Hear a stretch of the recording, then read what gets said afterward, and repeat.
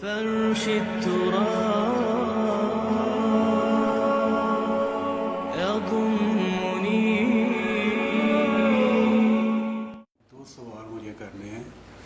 پہلا یہ کہ جو لوگ دنیا سے چلے جاتے ہیں ہمارے بزرگ، ان کو ثواب پہنچانے کے لیے اگر ہم کسی کو بلاتے ہیں، بچوں کو یا کسی حافظ قرآن کو کہ قرآن پڑھے، تو کیا وہ ثواب انہیں ملتا ہے؟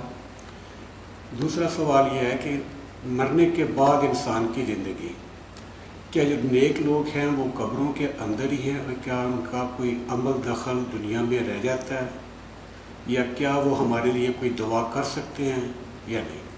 پلیز ذرا تفصیل سے اس معاملے میں روشنی فرمائیے. اس میں تو کیٹیگوریکل میرا جواب ہے کہ قطعاً نہیں، بلکہ یہ بدعت ہے. یعنی یہ بجائے آپ کو کوئی ثواب دلانے کے الٹا جو ہے آپ پر گرفت ہو جائے گی. ایسی کوئی چیز صحابہ سے ثابت نہیں ہے، اور ہمارا دین وہی ہے، ما انا علیہ واصحابی. رسول نے فرمایا جس چیز پر میرا عمل ہے اور میرے صحابہ کا ہے، دین تو اصل میں وہی ہے. جہاں تک ایصال ثواب کا تعلق ہے، اس میں ہمارے ہاں ذرا کافی مختلف آراء موجود ہیں. مجھے اس رائے سے اتفاق ہے کہ مالی اگر کوئی عبادت ہے اس کا ثواب آپ اپنے کسی فوت شدہ بزرگ کو منتقل کر سکتے ہیں. مطلب آپ نے کسی بیوہ کی کوئی مدد کی ہے، کسی یتیم کی کوئی مدد کی ہے، کسی دینی کام میں پیسہ لگایا ہے، کوئی صدقہ جاریہ شروع کیا ہے خدمت خلق کے لیے وغیرہ وغیرہ، تو اس کی تو جو ہے اس کے ثواب کو منتقل کیا جا سکتا ہے کہ اللہ اس کا ثواب میرے والد یا میری والدہ کے وہ کو پہنچا دے. جسمانی نہیں، آپ نماز پڑھ کے کہیں اس کا ثواب، یا روزہ رکھ کر کہیں کہ اس کا ثواب، یا یہ کہ آپ قرآن پڑھ کر کہیں، یہ آپ ہی کو ثواب ہوگا. آپ خود پڑھیں گے آپ کو ثواب ہوگا. البتہ ایسے تمام افعال کے بعد جب آپ اللہ سے دعا کریں گے، یہ نہیں کہیں گے کہ میرے اس فعل کا ثواب منتقل کر دے، اے اللہ میرے والدین کی مغفرت فرما. تو یہ کوئی نیک کام کرنے کے بعد جو ہے اس دعا کی تاثیر جو ہے وہ بڑھ جاتی ہے. بس اس پہلو میں انڈائریکٹلی اس کا ایک تعلق بن جائے گا، ورنہ یہ کہ وہ اس طریقے سے بچوں کو بلانا اور پڑھانا اور یہ جو ہے سوئم میں کرنا اور قرآن خوانی کی محفلیں، یہ سب بدعات ہیں، اور یہ در حقیقت دین میں اضافے ہیں، اور ان کی کوئی حقیقت نہیں ہے. دیکھیے، انسانی زندگی کے یہ 3 دور ہیں. حیات دنیاوی جو ہماری پیدائش سے شروع ہو کر اور ہماری موت پر ختم ہو جائے، پھر حیات برزخی موت سے لے کر قیامت کے دن تک، اور پھر حیات اخروی ہے قیامت میں ریزوریکشن کے بعد سے وہ زندگی جو ہے جو جنت یا دوزخ کی ہے. اس میں ان دونوں زندگیوں کے بارے میں تفصیل سے کوئی بات کرنا بالکل غلط ہے، اور اس سے فتنے پیدا ہوتے ہیں. ظاہر بات ہے کہ قبر، جسم تو قبر میں رہتا ہے، اس میں تو کوئی شک ہی نہیں ہے.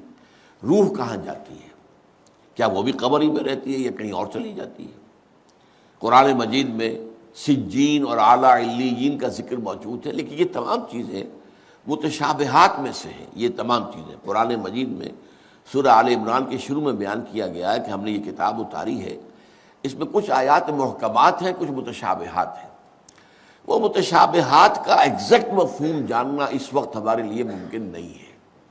یہ تو جب اس عالم میں ہم پہنچیں گے تو معلوم ہوگا کہ ہاں یہ بات تھی کہ جو قرآن مجید میں اس طور سے کہی گئی تھی. لیکن یہ کہ اس وقت جو ہے جتنا کچھ ہمیں حدیث صحیح میں مل جائے یا قرآن میں مل جائے، اس عالم برزخ میں بھی یہ تو ہوتا ہے کہ جو نیک لوگ ہیں انہیں کچھ نہ کچھ جو ہے اثرات اچھے ان پر پڑتے رہتے ہیں، ان کی ارواح پر کہہ لیجئے، اور کچھ جو برے ہیں ان کے اوپر جو آخری انجام ہونا ہے اس کی کچھ ریفلیکشن ہوتی رہتی ہے. جس کو حدیث میں کہا گیا ہے کہ ہر قبر جو ہے وہ یا تو جنت کے باغیچوں میں سے ایک باغیچہ ہے یا دوزخ کے گڑھوں میں سے ایک گڑھا ہے. یا کہیں کہہ دیا جاتا ہے کہ کھڑکی کھول دی جاتی ہے اس میں، یا جنت کی طرف سے ٹھنڈی ہوائیں آئیں، خوشبوئیں آئیں، اور یا دوزخ کی طرف سے کہ آگ کی لپٹ آئے. دوزخ میں داخل ہوں گے قیامت کے بعد ہی، اور جنت میں داخل ہوں گے قیامت کے بعد ہی، لیکن اس کے کچھ آثار پڑنے شروع ہو جاتے ہیں.